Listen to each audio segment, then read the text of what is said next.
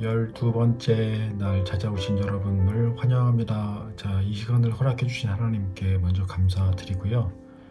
자, 오늘 주신 말씀 위해서 먼저 기도함으로 이 시간을 시작하도록 하겠습니다. 사랑하는 주님 감사합니다. 오늘도 변함없이 귀한 말씀 우리들에게 허락해 주실 때에 하나님의 귀한 지혜 우리들에게 허락해 주시고 성령 하나님 우리와 함께 동행해 주셔서 말씀의 비밀을 밝혀주시고 우리로 하여금 영적인 깨달음을 얻을 수 있도록 은혜 베풀어 주옵소서. 예수님 이름으로 기도합니다. 아멘. 자, 이제 성경을 읽어봐야겠죠. 꼭 소리내어 읽어주시는 것 잊지 말아주시고, 오늘 함께 읽을 말씀은 요한복음 8장 1절부터 11절까지 말씀입니다. 자, 우리 한 절씩 함께 한 목소리로 읽을게요. 예수는 감람산으로 가시니라. 아침에 다시 성전으로 들어오시니 백성이 다 나아오는지라. 앉으사 그들을 가르치시더니 서기관들과 바리새인들이 음행 중에 잡힌 여자를 끌고 와서 가운데 세우고 예수께 말하되 선생이여, 이 여자가 간음하다가 현장에서 잡혔나이다. 모세는 율법에 이러한 여자를 돌로 치라 명하였거니와 선생은 어떻게 말하겠나이까? 그들이 이렇게 말하면 고발할 조건을 얻고자 하여 예수를 시험함이러라. 예수께서 몸을 굽히사 손가락으로 땅에 쓰시니 그들이 묻기를 마지 아니하는지라. 이에 일어나 이르시되 너희 중에 죄 없는 자가 먼저 돌로 치라 하시고 다시 몸을 굽혀 손가락으로 땅에 쓰시니 그들이 이 말씀을 듣고 양심의 가책을 느껴 어른으로 시작하여 젊은이까지 하나씩 나가고 오직 예수와 그 가운데 섰는 여자만 남았더라. 예수께서 일어나사 여자 외에 아무도 없는 것을 보시고 이르시되 여자여, 너를 고발하던 그들이 어디 있느냐? 너를 정죄한 자가 없느냐? 대답하되 주여 없나이다. 예수께서 이르시되 나도 너를 정죄하지 아니하노니 가서 다시는 죄를 범하지 말라 하시니라. 아멘. 자, 지금부터는 동영상을 잠깐 멈춰 주세요. 그리고 2번 읽을 겁니다. 이제 어떻게 읽는지 잘 알죠? 자, 시작하겠습니다. 다 읽은 다음에 다시 동영상 켜주세요.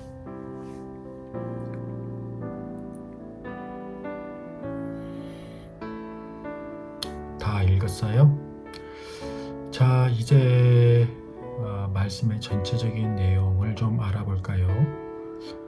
원래 본문은 8장 1절부터가 아니라 7장 제일 마지막 절 53절부터 시작해야 돼요. 53절을 보면 다 각각 집으로 돌아가고 라고 시작하잖아요. 여기서 각각 집에 돌아간 사람들은 사내들인 공의회라고 하는 유대사회의 대표기관의 회원들을 말해요. 그들은 예수님을 잡아들여서 못된 짓을 하고 예수님을 심지어 죽이려고 들었어요. 그래서 아랫사람들을 시켜서 예수님을 잡아들이라고 했지만 그 아랫사람들도 예수님의 가르치심에 탐복하고 감동해서 예수님께 함부로 손을 댈 수 없었던 거죠. 이들이 예수님 때문에 이 회의에서 서로 말싸움만 하다가 결국에는 각자 자기 집으로 흩어진 거예요. 반면 그 다음 절인 8장 1절을 보면 예수님은 감람산으로 가셨다고 했어요.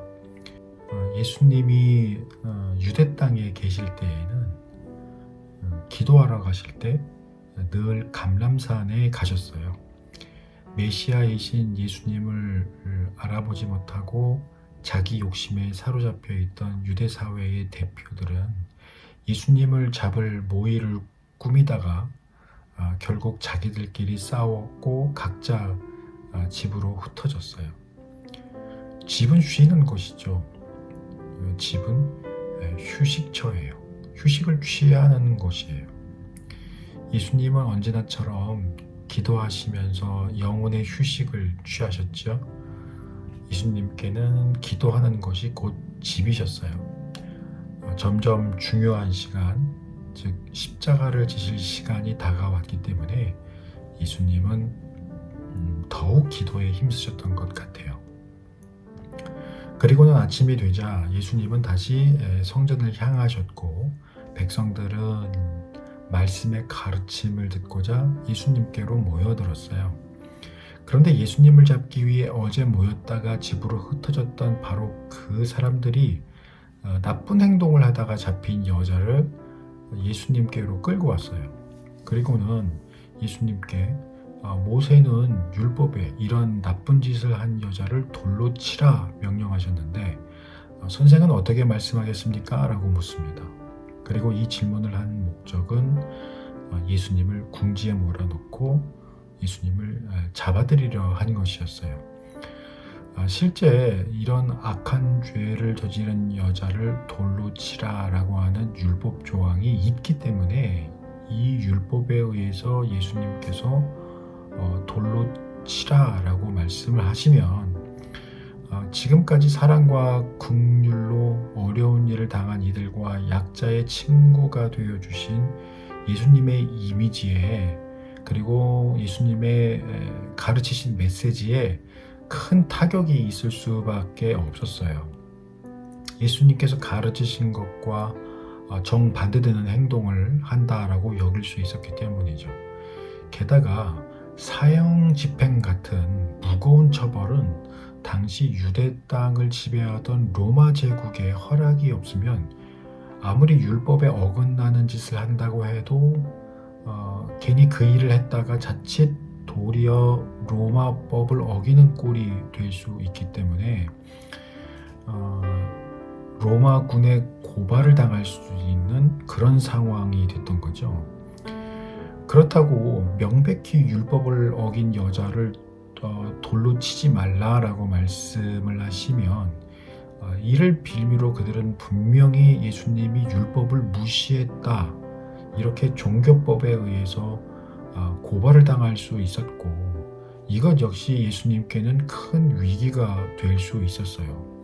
결론적으로 예수님을 이럴 수도 저럴 수도 없는 궁지에 몰아놓고 무조건 예수님을 고발하려고 하는 그러한 의도였던 거예요. 아무튼 나쁜 놈들. 그런데 예수님은 즉시 이상한 행동을 하세요. 몸을 굽히셔서 손가락으로 땅에 무언가를 쓰시죠. 예수님의 이런 이상 행동에 그 나쁜 놈들도 당황했겠지만 예수님께는 얼른 대답을 하라고 계속 몰아붙이게 돼요. 그러자 예수님의 한마디, 너희 중에 죄 없는 자가 먼저 돌로 치라. 이 말씀을 하시고는 또다시 앉으셔서 손가락으로 땅에 무언가를 쓰세요. 예수님이 과연 주저앉으셔서 무엇을 땅에다가 쓰셨는지는 알 수가 없어요. 알려주시질 않았기 때문이에요. 성경에서 알려주시지 않아서 알 수 없는 것은 우리가 알 필요가 없기 때문에 알려주시지 않은 거예요. 그러니까 거기에는 신경 쓸 필요가 없다는 거죠. 다만 이런 추측은 할 수 있어요. 예수님께서 땅에 무언가를 쓰셨다면 갑작스런 예수님의 행동 때문에라도 무엇을 쓰셨는지 이 나쁜 놈들도 주목해서 그 쓰신 것을 보았겠죠. 그리고는 곧장 예수님께서 너희 중에 죄 없는 자가 있으면 이 여자를 돌로 쳐도 좋다 하셨단 말이에요. 그렇다는 건 예수님께서 쓰신 그 내용을 보고는 그들이 양심에 거리끼는 게 있었던 거예요. 예수님께서 이 말씀을 하시니까 양심의 가책을 느껴서 그 자리를 떠났던 거거든요. 그래서 아마도 그들의 행동들 가운데에 잘못된 점이나 율법에 위반이 되는 그 무언가를 쓰신 게 아닐까 이렇게 생각이 되거든요. 자, 그 부분을 이야기하기 전에 일단 이들이 한 말 가운데 잘못된 점 한 가지를 짚고 넘어갑시다. 5절을 보면 모세는 율법을 통해서 이러이러한 것을 명령했다라고 이야기했죠. 여러분, 모세가 율법을 정했나요? 아니에요. 율법은 하나님이 정하신 거죠. 그래서 율법은 종종 하나님의 말씀, 하나님의 계명이라고도 이야기되는 거예요. 즉 율법을 통해서 하나님이 명령하신 것이고 모세는 그저 전달한 사람에 불과해요. 자, 이런 것만 봐도 하나님 대신 모세를 높이고 있는 이 나쁜 놈들은 율법을 잘못 해석하고 있는 것을 알 수 있어요. 그런 자들이 율법의 주인 되신 예수님과 율법으로 자잘못을 따진다는 것 자체가 정말 코미디스러운 일인 거죠. 그럼 이 나쁜 놈들이 저지른 잘못은 무엇이 있을까요? 우선 잡혀온 이 여자가 분명히 율법을 어긴 것인데 그럼 이 여자와 함께 잘못을 저지른 사람은 어디 있을까요? 왜 두 사람이 같이 잘못을 저질렀는데 이 여자 한 사람만 잡혀왔을까요? 물론 이들이 이 여자를 처벌하려고 들고 나온 율법의 내용이 여자의 잘못에 대한 내용이기는 합니다. 그렇다고 해서 같이 죄를 범한 남자가 율법의 처벌에서 자유로울 수 있느냐? 그렇지 않거든요. 왜냐하면 이런 율법의 조항들 자체가 하나님께서 짝지어 주신 가정을 지키고 보호하시려고 하는 하나님의 의도가 이 율법 조항에 깔려 있었던 거예요. 이 사람들이 하나님의 이러한 의도를 이해했더라면 두 사람 다 끌고 왔어야 해요. 그렇지 않다면 이들이 율법을 제대로 이해한 것이 아니기 때문에 율법을 어겼느냐 아니냐를 따질 수 있는 처지가 아니었던 거죠. 율법도 제대로 이해하지 못하고 있는데 율법을 어겼냐 아니냐 이런 얘기를 하기에 앞서 율법을 먼저 공부해야 되죠. 율법을 제대로 알고 있는 사람이나 자잘못을 율법을 통해서 따질 수 있는 거겠죠. 반대로 율법을 제대로 이해한 것이 맞다면 이들은 의도적으로 남자는 놔주고 이 여자만 끌고 온 것이며 이것은 계획적인 것으로서 예수님을 궁지에 몰기 위해서 일부러 이러한 일을 꾸몄거나 이 일이 이 지경이 되도록 일부러 놔두었다는 얘기가 돼요. 그런데 하나님이 주신 율법에는 어떤 내용이 또 있냐면 누군가 잘못을 저질렀을 때 잘못을 지적해주고 바른 길로 가도록 권면해야 하며 만약 그렇지 않으면 그가 저지른 잘못과 동일하게 취급해야 한다라고 말씀하고 있어요. 예를 들어서 누군가 남의 물건을 훔쳤는데 그것을 알고도 잘못을 바로잡아주지 않고 그냥 내버려두게 되면 내버려둔 그 사람도 도둑질한 사람과 똑같은 처벌을 받도록 해야 한다라고 하는 조항이죠. 예수님은 아마도 이러한 율법의 조항들을 땅에 쓰신 게 아닐까라는 추측을 해볼 수 있습니다. 그러니까 이 내용을 보고 충분히 이 일을 이런 식으로 꾸며왔던 이들이 자기의 잘못이 명백하게 드러났기 때문에 흠칫 놀랄 수밖에 없었던 거죠. 그런데 아까도 얘기했지만 성경은 예수님이 땅 위에 무엇을 쓰셨는지 말씀해 주시지 않았어요. 그 내용이 뭔지 우리가 알 필요도 없을 뿐더러 신경 쓰지 말라라고 하는 의도가 있다고 했어요.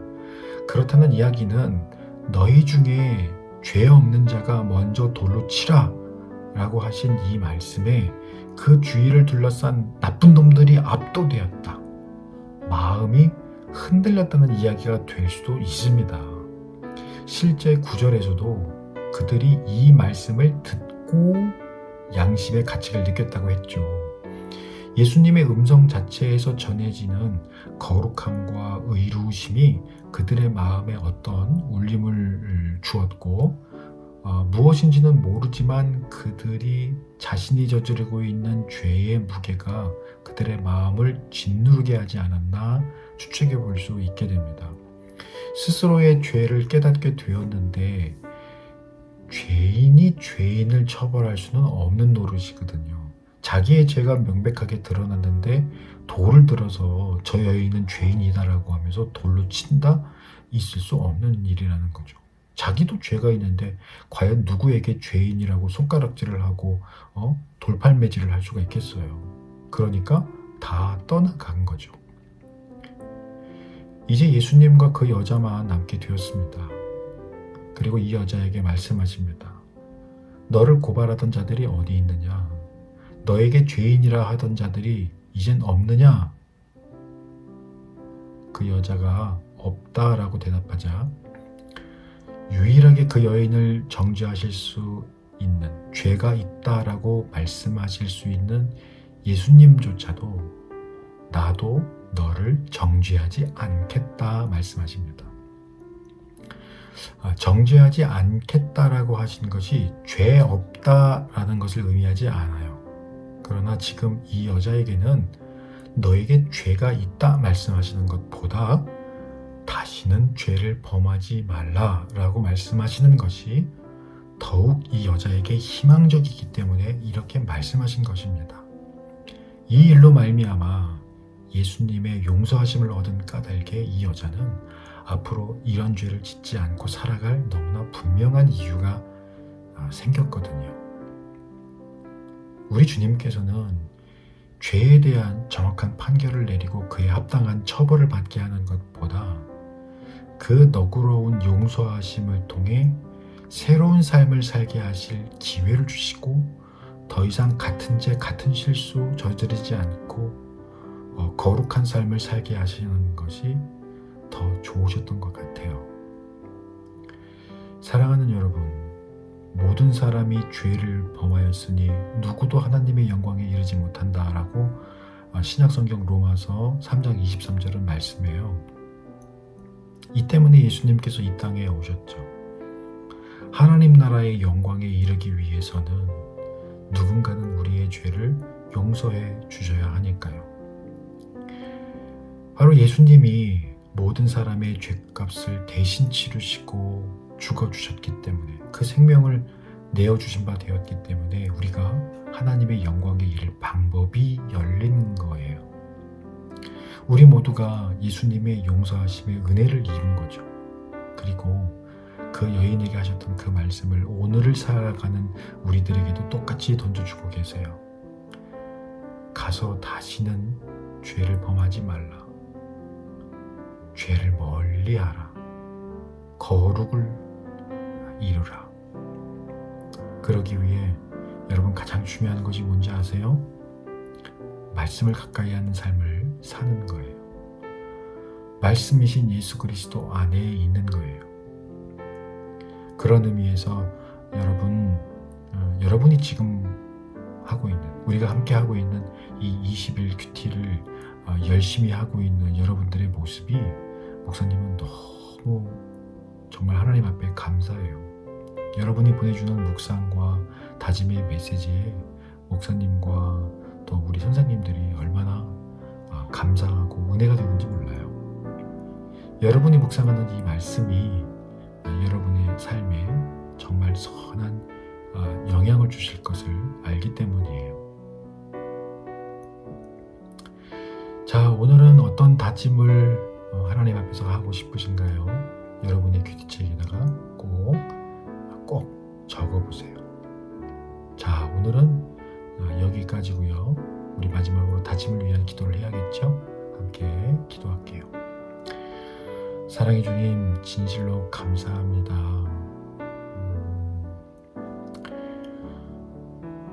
너무나 명백한 죄를 짓고 예수님 앞에 섰음에도 예수님은 그 여인이 앞으로 이 일로 말미암아 더 이상 같은 죄를 반복하거나 같은 실수를 저지르지 않고 이 일을 계기로 하나님 앞에서 거룩한 백성으로서 살아가게 될 그런 희망을 보신 줄로 압니다. 그래서 이 여인에게 다시 한번 기회를 주시고 용서함을 주시고 또 죄 없는 거룩한 그러한 길을 걸어갈 수 있도록 도와주신 그 말씀을 우리가 함께 보았습니다. 그 여인에게 했던 것처럼 우리들에게도 기회를 주시고 또한 용서하시고 더욱더 예수 그리스도를 닮는 그러한 삶을 살아갈 수 있도록, 거룩한 삶을 살아갈 수 있도록 우리에게 주신 기회를 정말 지혜롭게 붙잡는 우리 사랑하는 친구들, 그리고 또 이 영상을 보며 함께 큐티를 하는 모든 이들이 될 수 있도록 도와주세요. 오늘도 주신 이 말씀을 통해서 다시 한번 우리가 영적 깨달음과 그 교훈을 통하여 더욱 새로워지는 삶을 살아갈 수 있도록 은혜 베풀어 주시길 원하고 예수님 이름으로 기도합니다. 아멘. 고맙습니다.